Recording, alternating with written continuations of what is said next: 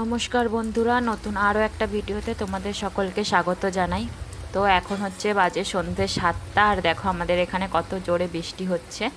আমাদের আজকে বেরোনোর একটা কথা ছিল, আমাকে হঠাৎ করেও ফোন করে বলে যে একটু বেরোবো, কিন্তু কোথায় যাবে সেটা বলে না।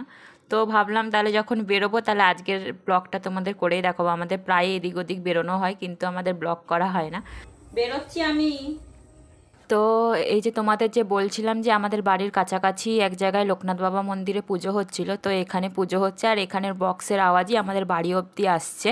তো এবার তোমাদের বলে রাখি যে আমরা কখনোই আমাদের বাড়ির সামনে থেকে সাইকেলে উঠি না, না আমার বাড়ির সামনে থেকে না ওর বাড়ির সামনে থেকে। তো একটু ডিস্টেন্সে গিয়ে আমরা তারপরে সাইকেল চেপে যাই। তো এই হচ্ছে সেই ডেস্টিনেশন। I love you.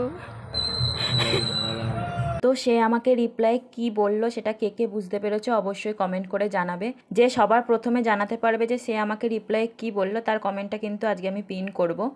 তো দেখো, দেখতে দেখতে কিন্তু আমরা আমাদের ডেস্টিনেশনে পৌঁছে গেছি, যেটা আমি নিজেও এখন জানতে পারলাম যে আমরা আজকে গোলায় আসতে চলেছি। তো ব্যাপারটা হচ্ছে গিয়ে ওদের বাড়িতে এখন কাজ চলছে, মানে ও এখন ওদের বাড়িতে সিঁড়িঘর তুলছে আর সেখানে অ্যাটাচ বাথরুম করছে। ওদের আগেও একটা বাথরুম ছিল, কিন্তু আমার যেহেতু অ্যাটাচ বাথরুম পছন্দ আর আমি ছোট থেকেই বাড়িতেও অ্যাটাচ বাথরুমেই অভ্যস্ত, তো আমি বলেছিলাম যে তুমি যদি অ্যাটাচ বাথরুম করতে পারো তাহলে আমার একটু সুবিধা হয়।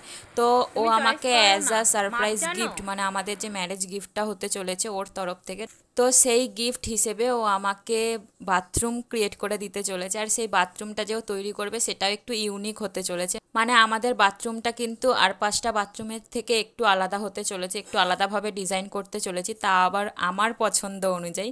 তো সেই কারণে ও আমাকে দরজা আর টাইলস চুজ করতে নিয়ে এসেছে। আমি ওকে এতবার বলছি যে তুমি পছন্দ করো, কিন্তু ও বারবার আমাকে ডাকছে আর খালি বলছে যে না তুমি দেখো কোনটা নেবে না নেবে। তো এখানে কিন্তু আমাদের সমস্ত টাইলস চয়েস করা হয়ে গেছে। আমরা ফ্লোর টাইলস কী বসাবো আর ওয়াল টাইলস কী বসাবো সবটাই আমরা চয়েস করে ফেলেছি, ইভেন দরজাও। তো এবার আমরা যাব বাড়ির উদ্দেশ্যে, কিন্তু যেহেতু আমাকে বাড়ি থেকে বের করেছে তো এবারে তো আমাকে খাওয়াতেই হবে। তো তাইও বলছে আমি কিন্তু আজকে শুধু ফুচকা খাওয়াবো, এছাড়া কিন্তু আর কিছু খাওয়াবো না। কারণ আমি যখনই কিছু খাবারের বায়না করি তো তার মধ্যে কিন্তু আমার কোল্ড কফি আর আইসক্রিমটা মাস্ট থাকেই, তাই ও আজকে আগেই সারেন্ডার করে দিল যে ফুচকা ছাড়া ও কিছু খাওয়াবে না। চলিয়ে ভিগি ভিগি রাত বৃষ্টিতে রাস্তা পুরো ভিজে গেছে, তার মধ্যে আমরা বেরিয়েছি, তা আবার হাতে ছাতা নিয়ে। দেখো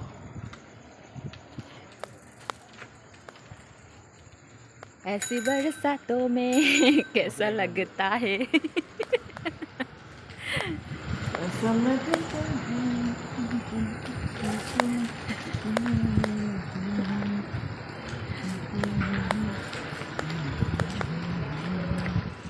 টাটা, আসছি। তো তোমরা কে কে তার গানটা বুঝতে পারলে, তোমাদের কেমন লাগলো অবশ্যই কমেন্টে জানাবে। তো আজকের মতন এতটাই, টাটা।